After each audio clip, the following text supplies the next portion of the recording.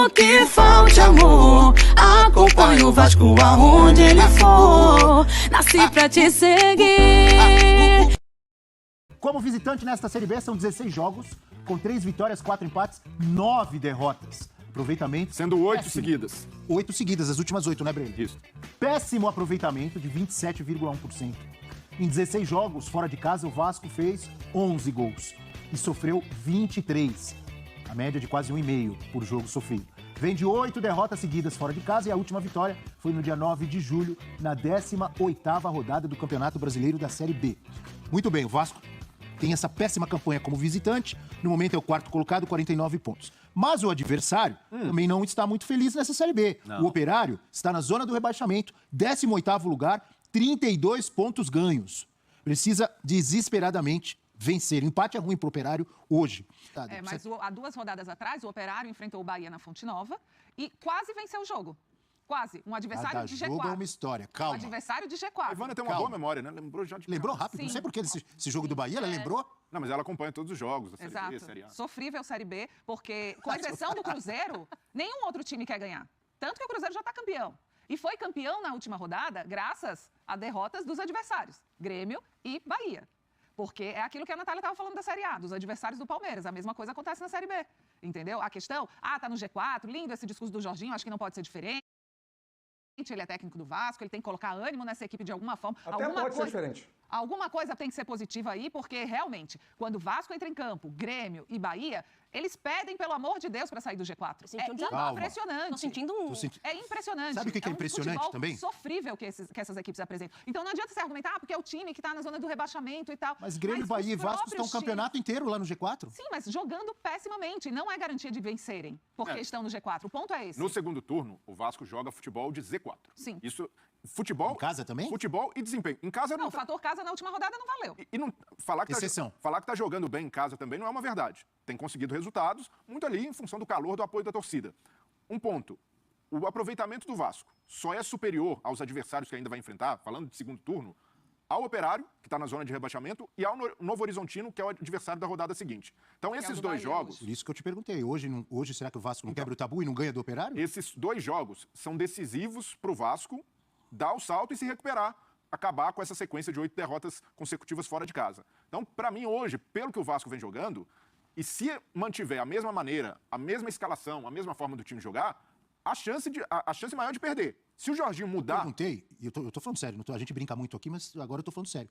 Eu acho que a chance é maior pela fragilidade do adversário também. Mas a O fragilidade... Vasco tá mal, o Operário tá péssimo. Mas a Isso não deve ser A considerado? fragilidade do Vasco, nesse momento, se equipara a do Operário jogando fora de casa. O aproveitamento do Vasco fora é pior que o aproveitamento do Operário na Série B. Então, por esse fator, o Vasco hoje não é favorito contra o Operário. E por isso, deveria se contentar até com o empate, ser Porque é pragmático. um time que tenta fugir da zona de rebaixamento.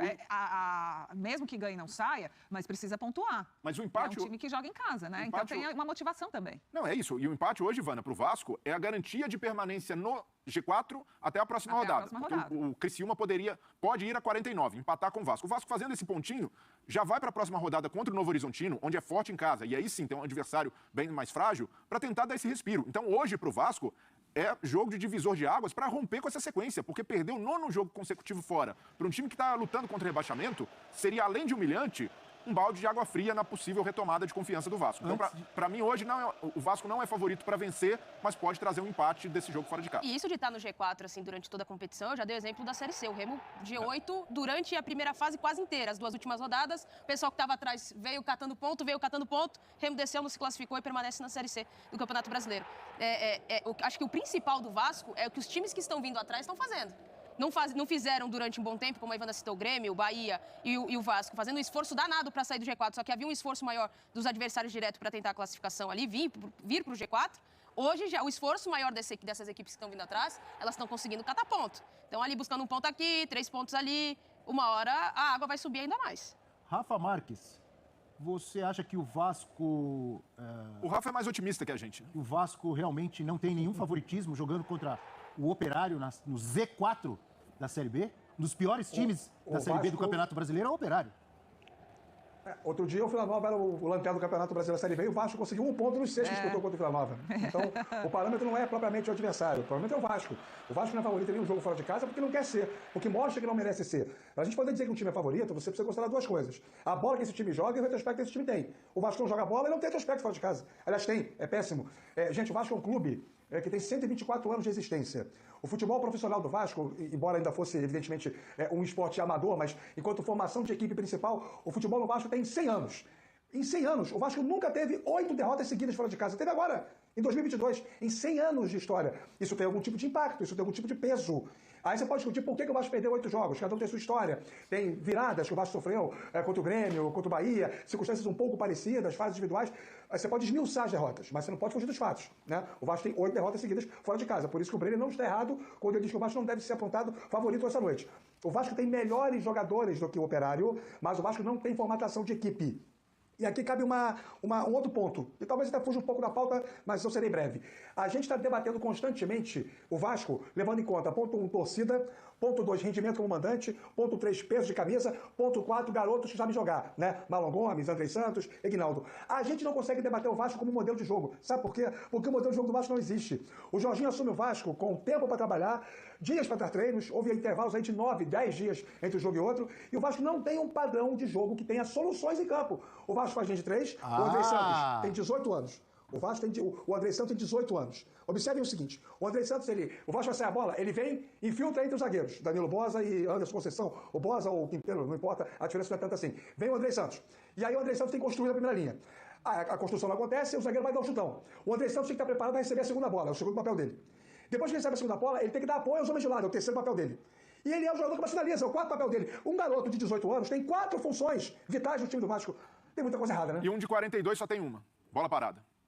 Nenê. Exatamente. Que ainda assim, convenhamos, está com um nível de excelência técnica baixíssimo. Errando escanteios, errando faltas, nem a bola parada o Nenê acerta mais. O último escanteio bem batido foi aquele do Cruzeiro. Eu vou aproveitar essa crítica que o Rafa acaba de fazer ao estilo, ao modelo de jogo, né? Você disse que o Vasco não tem um modelo de jogo, é isso? Se eu entendi certo, né? Não tem modelo. Tem esquema tático, mas, por exemplo, o adversário faz a marcação média, o Vasco não consegue jogar por dentro. O Yuri Lara é um ótimo defensor, um ótimo volante de contenção, mas não contribui na construção. Os meninos de lado, tanto o Ignaldo quanto o Marlon Gomes, são extremamente dedicados, se matam pelo time, mas são verdes. Não entendem ainda a necessidade de uma movimentação sem a bola. Entenderiam se isso fosse potencializado nos treinos. Se o Vasco tivesse criado uma dinâmica de aproximação, jogar com os jogadores mais próximos uns dos outros, facilitar a troca de passes, o toque de bola. O Vasco não consegue. Então é chutão do Boza, chutão do Quinteiro lá pro Raniel, disputar no alto e torcendo a bola sobrar no pé dos meninos para tentar o drible e vai sair alguma coisa. Um escanteio, uma falta lateral que possa gerar um gol. Ô, Rafa, sabe por quê que o Vasco tem dificuldades para ter um modelo de jogo? O Bahia também, o Grêmio também. Apesar desses times estarem no G4 do Campeonato Brasileiro da Série B durante toda a temporada, sabe por quê? Porque troca de treinador toda hora. É o que acontece com o Vasco. O Vasco trocou porque o técnico quis sair, né, Abel? Sim, quis sair, mas nos últimos anos... O Zé Ricardo embora. Essa foi uma exceção. Nos últimos anos, no ano passado, no ano retrasado, quantas vezes o Vasco mudou de técnico? Ah, sim. Estou falando do Vasco, quase todos os clubes. Olha que coisa absurda. Nos quatro primeiros colocados da Série B do Campeonato Brasileiro, o segundo, o terceiro e o quarto colocados, trocaram de treinador recentemente. Bahia 2 vezes. O Bahia 2 vezes. O Grêmio trocou.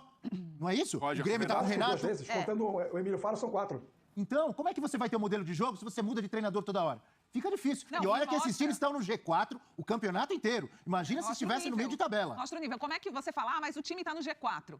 Está no G4 e está jogando futebol péssimo. Tanto é que trocaram de técnico. Mas mudar de técnico é a solução para melhorar o futebol? Não Será que não tem problemas no clube, na direitoria, no elenco? Muito. Sempre mudar de técnico é a solução? Eu discordo disso. Mas no Vasco houve uma escolha muito sensível que comprometeu demais o restante do ano, que foi a escolha do Maurício Souza. Sim. Maurício Souza não deveria ter sido Quem errou foi a diretoria. Totalmente. Uma escolha ruim que compromete o ano e o futuro do Vasco. Porque, e aí não estou culpando aqui a figura do Maurício. O Maurício é um bom profissional, tentou ali implementar um modelo de jogo, mas um modelo de jogo que não era compatível com o momento do Vasco. Querer tornar esse time ofensivo, até pela característica dos jogadores, um grupo que foi montado para ser copeiro, para ser um time de pegada, um time de jogo direto, isso aí foi um equívoco completo e principalmente de quem assinou, de quem deixou isso acontecer. E aí a SAF é responsável, porque viu isso acontecendo, já ali num processo de transição, e não lavou suas mãos, quis esperar a oficialização. Mas ela está escorada na burocracia, né, Breiner? Ela tem como defesa para ela própria o fato do modelo não ter sido ainda aprovado pelos sócios e a Assembleia. Ela pode né, lavar as mãos. Eu entendo o que você falou e acho que cabe aqui uma boa discussão se ela deveria fazer vistas grossas ou não, mas teoricamente a cadeira não era dela ainda. Então ela tem esse discurso como defesa o tempo todo. O Josh, né, Josh Wonders, vai ter esse discurso sempre como defesa. As poucas vezes que ele se manifesta, ele parece muito mais preocupado em trazer um componente populista ao olhar do torcedor, de expectativa, de esperança, do que propriamente questões práticas, né? Agora, ele tem alguns elementos que defendem a empresa. O fato, por exemplo, do Vasco ter, através de decisões judiciais, postergado essa mudança, em tese, isso contribui contra o investimento para melhorar o time nessa própria Série B. E aí o investimento só vai ser possível para o ano que vem. Então tem várias questões aí que acabam sendo respaldadas pelo próprio Vasco, pelo quanto o Vasco é autodestrutivo, por quanto existem tantos clubes dentro de um clube só. O Vasco é uma grande pizza, as fatias têm tamanhos diferentes, e esses tamanhos eles variam mediante as circunstâncias. Vamos ver a provável escalação do Vasco para o jogo de logo mais contra o Operário. O Vasco precisa muito voltar a vencer, a pontuar, pelo menos um empate fora de casa, como destacava o Breiler agora há pouco. Será que o Vasco é favorito lá no Paraná? Não. Enfatiza de novo o Breiler. Thiago Rodrigues, Léo Matos, Danilo Boza, Anderson Conceição e Edmar, Andrei Santos, Zé Gabriel. Zé Gabriel joga no lugar do Yuri Lara, suspenso. É uma boa? É a alternativa que tem. É o que tem? É o que temos para hoje? É o que tem. Figueiredo, Nenê, Eguinaldo e Raniel. Quem você mudaria? Qual seria uma opção melhor, na sua opinião, Eu Breiler? jamais tiraria o Marlon Gomes do time, pelo papel tático que ele tem feito, como o Rafa destacou. Pra mim, se for pra tirar alguém, é escolher entre Raniel e Nenê. E aí é ou o Figueiredo jogando... Os dois. Como centro... Ou até mesmo os dois. Há essa, pra mim, pra jogos fora de casa... Daniel saiu vaiado. Não né? deveria. Então, vamos lá, você tiraria Raniel e Nenê, escalaria quem? Escalaria Figueiredo... Eu tiraria... Diga, Rafa. Fala, Breno. Não, eu disse o seguinte, que eu tiraria o Raniel e o Nenê, colocaria o Figueiredo e o Peck. O Peck é execrado pelo torcedor do Vasco, mas poucos jogadores na história recente do clube se matam tanto pelo time quanto ele. E ele pela direita, o Figueiredo pela esquerda, Aguinaldo centralizado, Marlon Gomes por trás, faria um losango na frente com os meninos e bota a bola pra eles. Já que não tem modelo de jogo, pelo menos bota o talento pra causar desconforto ao adversário. E o que faz o Jorginho permanecer com o Raniel? Porque a torcida, ele saiu vaiado de São Januário. Então não é a pressão da torcida, é a pressão de vestiário. Então, o Raniel tem uma característica que é de um jogo físico, que oferece a possibilidade ao Vasco de fazer um jogo direto, de tentar essa ligação com ele para ele segurar a bola. Só que ele não tem conseguido segurar. Não tem, essa característica dele não tem sido efetiva. Então, nesse contexto, o treinador tem de pensar alternativa. E aí, o Eguinaldo pode jogar como uma referência e deixar um ataque mais móvel, mas não faz isso, aí eu vejo que é por falta de repertório, de não estar acostumado a jogar dessa maneira e não ter uma capacidade de variação. E o treinador tem de ser sensível o suficiente para avaliar o que não funcionou com outros técnicos. O Paulo Pesolano, quando chega no Cruzeiro, ele assistiu a todos os jogos do Cruzeiro nas duas campanhas da Série B, para detectar o que outros treinadores já tinham testado e não repetir esses erros. A impressão que eu tenho é que a cada novo técnico que o Vasco tem, esse cara não para assistir os jogos anteriores. Continua nesse círculo vicioso, repetindo erros, repetindo escalações e formações que não dão certo. E nesse momento, para jogos fora de casa, o Vasco com esse aproveitamento sofrível, é preciso um choque tático, uma mudança drástica para Tem tentar... time e elenco para melhorar, para jogar muito mais? Não jogar muito mais. O Rafa aqui pontuou, eu também, a gente não está querendo ver o Vasco atuando como Manchester City, ou até mesmo como Cruzeiro na Série B. Simplesmente um jogo que o Vasco já fez. O mínimo possível, Objetivo né? e competitivo. O Vasco não está sendo competitivo. Esse é o grande problema.